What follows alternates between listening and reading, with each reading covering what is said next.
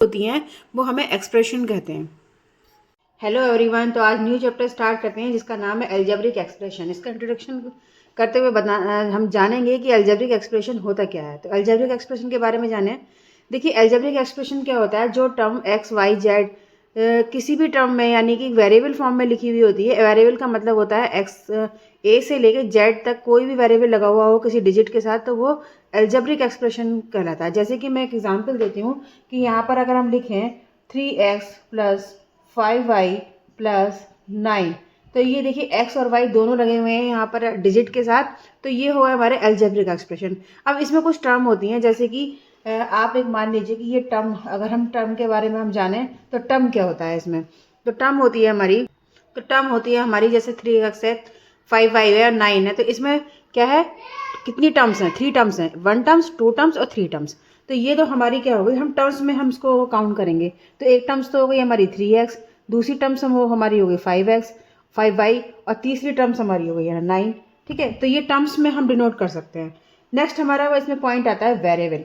Variable क्या होता है, तो वेरिएबल देखिए क्या होता है कि जो नंबर के साथ कोई भी ऐसा वेरिएबल जिसकी वैल्यू कुछ भी हो सकती है उसको हम वेरिएबल बोलते हैं। जैसे कि 3 के साथ अगर x है तो x की वैल्यू कुछ भी हो सकती है। सिमिलरली y के साथ y है तो y की वैल्यू कुछ भी हो सकती है। तो जो x और y है यहाँ पर, ये हमारा कहलाएगा वेरिएबल।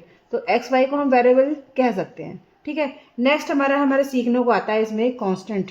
कांस्टेंट क्या होता है, तो x y या कोई भी जो वेरिएबल है उसके अलावा जो केवल डिजिट है उसको हम कांस्टेंट बोलते हैं। तो यहाँ पर हम देख रहे हैं कि 9 नंबर ऐसा है जिसके साथ कोई वेरिएबल अटैच नहीं है, तो ये 9 हमारा कांस्टेंट कहलाएगा।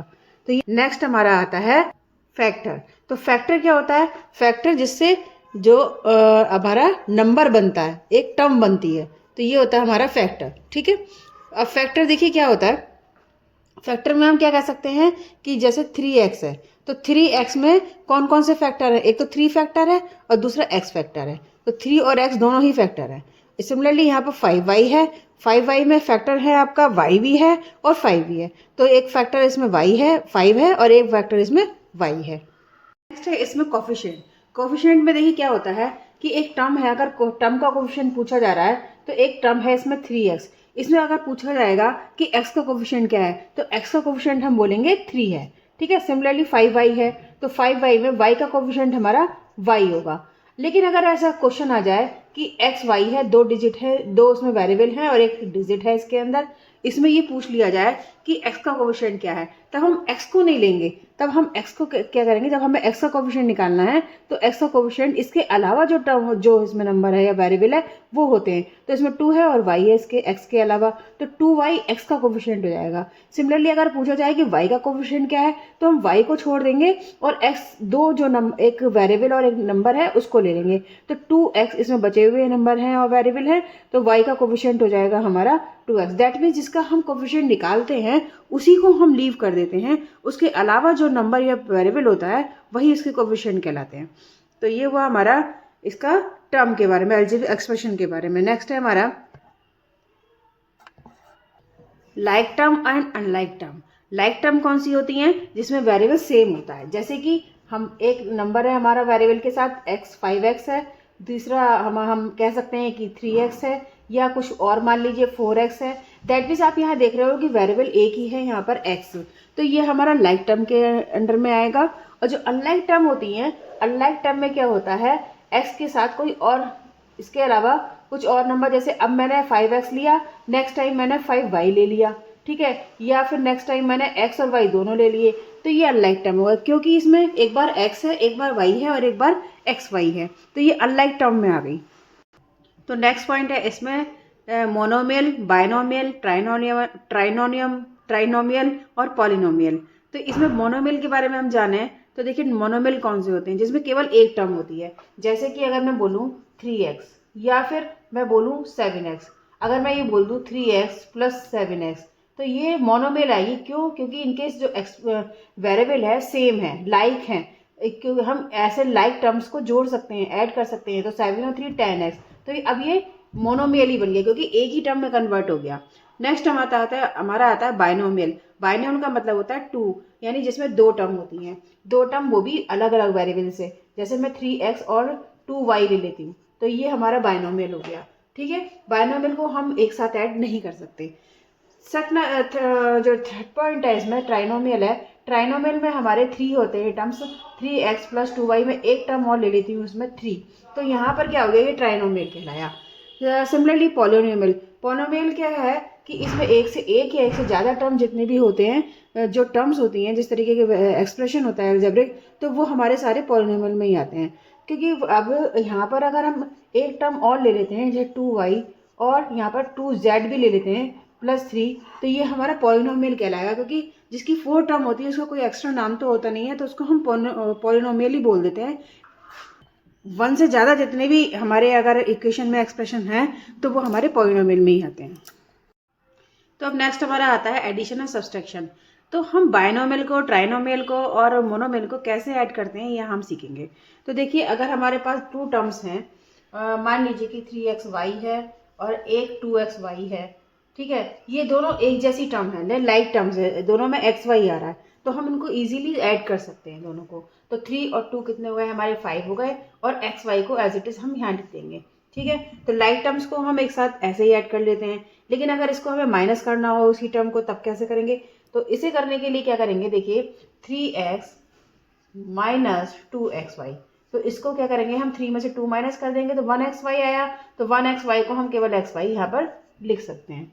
तो इस तरीके से हम प्लस माइनस करते हैं। लेकिन अगर आप देखिए, ये तो थी हमारी अनलाइक लाइक वाली टर्म्स, लेकिन अगर हमारे बाइनोमियल हो जाए यहाँ पर, जैसे कि हम लिख लें यहाँ पर 3x प्लस 6, ठीक है, और एक टर्म हमारी हम कह देते हैं यहाँ पर 2x प्लस 5, ठीक है, या यहाँ पर आप ये लिख सकते हो माइनस में ले लो, ठीक है, तो समझने में इजी हो जाएगा। अब देखिए, अगर हमें इन 2 टर्म्स को प्लस करना है तो हम कैसे करेंगे, 3x प्लस 6 है, और यहाँ पर प्लस करेंगे ये वाली term 2x plus minus 5, x एक साथ हम सॉल्व करेंगे और डिजिट को हम एक साथ सॉल्व करेंगे। तो देखिए 3x और 2x को हम एक साथ लिख सकते हैं, और डिजिट को हम एक साथ लिख सकते हैं। 3x और 2x हो जाएगा हमारा 5x, प्लस 6 में से 5 माइनस करेंगे तो आ जाएगा 1। तो ये तो हो गया हमारा एडिशन। लेकिन अगर इसी नंबर को हमें माइनस करना हो तब कैसे करेंगे? तो देखिए, ये हमारे 2 टर्म अगर ये लिखी हुई है तो हमें माइनस करना है, तो दैट मीन्स यहाँ माइनस का साइन लगेगा। अब ये जो पूरी टर्म को हमें माइनस करना है, तो हम इसको ब्रैकेट में लिखेंगे, क्योंकि यहाँ पर क्या होगा, जब हम माइनस करते हैं तो साइन अंदर के चेंज हो जाते हैं। तो ये 3x माइनस 6, अभी जब हम माइनस को अंदर इस ब्रैकेट को खोलेंगे तो जो प्लस है, अभी 2 के आगे कोई साइन नहीं है, दैट मीन्स कि ये प्लस है, तो जो प्लस वाला साइन है वो माइनस में हो जाएगा, और जो माइनस वाला साइन है वो प्लस में कन्वर्ट हो जाएगा। तो जब हम इसे ब्रैकेट को खोलेंगे तो ये माइनस का 2x हो जाएगा, और ये पहले से ही माइनस है तो ये प्लस में हो जाएगा। ठीक है, अब x वाली टर्म को एक साथ लिख लीजिए, 3x माइनस 2x।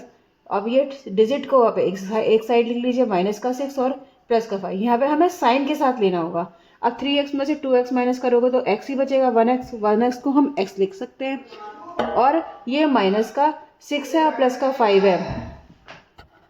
तो जब एक प्लस और एक माइनस होता है तो हम माइनस करते हैं। अगर बड़े नंबर के आगे यहाँ पर माइनस का साइन है, जो साइन बड़े नंबर के आगे होगा वही साइन यहाँ पे पुट हो जाएगा। तो देखिए, यहाँ पर एक प्लस एक माइनस है तो हम माइनस तो करेंगे, लेकिन बड़े नंबर 6 है 5 से, तो इसके आगे माइनस का साइन है तो हम माइनस का साइन ही लगाएंगे। तो यहाँ पर 6 में से 5 माइनस करेंगे तो ये 1 आ जाएगा। तो ये हुआ इसका सोल्यूशन।